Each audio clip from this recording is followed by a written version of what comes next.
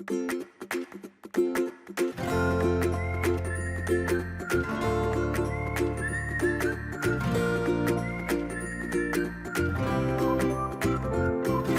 everyone. Thanks for tuning into episode 19 of Takeaways. My name is Patrick Searcy. I'm the Director of Marketing for ALN Apartment Data, and I'm joined by the actual star of the show here, Jordan Brooks, Senior Market Analyst, Jordan Brooks, I should say. Jordan, how are you today? I'm doing well. How are you, Patrick? I'm doing fantastic. It's cold here in Texas. I'm getting really jealous of your Florida home that you got. So I need to visit you here pretty soon, I'm sure. It's warm and sunny here, so I can't complain. Well, let's jump right into this. We're talking about the article from ALN's February newsletter that you wrote. It's called "Apartment Demand Declines, but Rent Growth Momentum Continues." There seems to be a story that emerged from 2021 about apartment demand. So, how does your research, the January results from your research in terms of demand and rent growth, how does that fit into this overall narrative? I think from a rent growth perspective, the takeaway was basically a continuation of the momentum that we saw in 2021. In terms of apartment demand, it really represented a shift in terms of what we saw for the monthly January numbers. The first quarter is typically softer for multifamily than the second and third quarters. And so it's not unusual to see sort of a downshift in apartment demand in the first quarter. But even comparing January of 22 to the January of recent years, we saw a pretty dramatic downturn in apartment demand this January. So compared to January of 21, for example, that decrease in net absorption was almost 75%. If you look at sort of the 2018 to 2021 average for the month of January in terms of net absorbed units, so the net change in the number of rented units, that average is about 25,000 units nationwide for the month of January. This January, we saw about 7,000 net units. So we did see a pretty dramatic downward turn in demand. But again, you don't want to, it's a little bit dangerous trying to take too much from a single data point or a single month. But certainly for the month of January, we saw a pretty dramatic shift. Well, do you think that this positive broad-based performance that we saw last year is a given for 2022? I think it'd be hard to say it's a given. It kind of depends on what you consider really strong results. I would say that there are reasons to think that this year will be another positive year for multifamily. But there are some real headwinds. There are some advantages that 2021 had that this year will not have.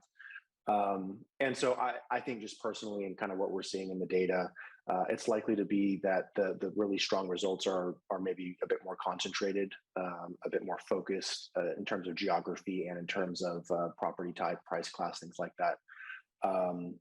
So last year it really was, any way you kind of slice and dice the data, the data was good in terms of multifamily performance. I think this year it will be maybe a little less consistent in that regard. Well, how do you figure that price class will fit into that? Well, it's interesting. If you look at the price class level, all the way down through Class C last year, we saw double-digit rent growth at the national level. The national average overall was 15%, but A, B, and C were all over that 10% threshold.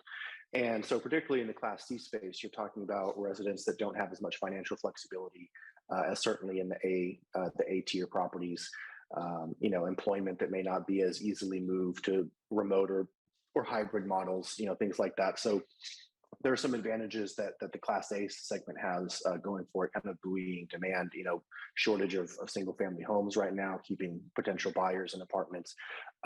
So at the price class level, something I've really been paying attention to is kind of what's going on in that Class C and to a lesser degree Class D subset of properties. Because I think there you might see an earlier indication of the rent growth getting to a point where it's really starting to dampen apartment demand. And at least for the month of January, that is sort of what materialized. Class C net absorption in January of last year was quite strong. This year, it went slightly negative at the national level for January. Whereas Class A, although not as high as last year, was it sort of approximated demand from last year. So we saw a pretty dramatic decline in Class B. Class D always tends to be negative in January, and it was sort of within a normal range. But Class C is where we really saw, a previous strong result moving into actual negative territory.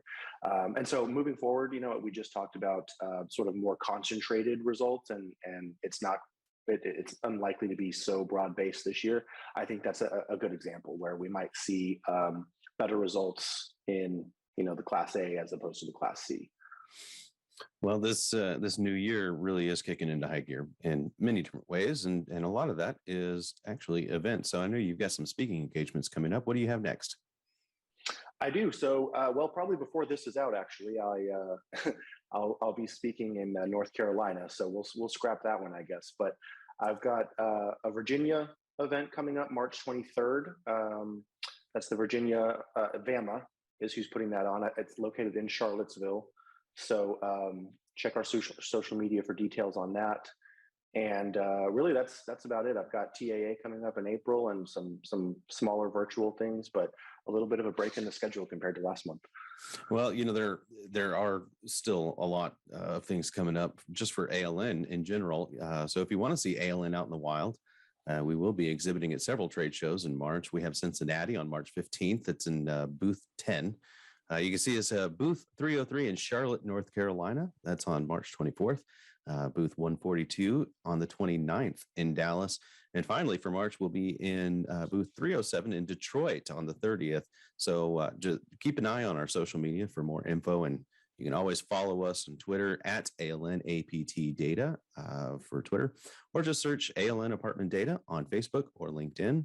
And don't forget that you can always subscribe to our YouTube channel here and click that bell notification so that you don't ever miss any of our new content.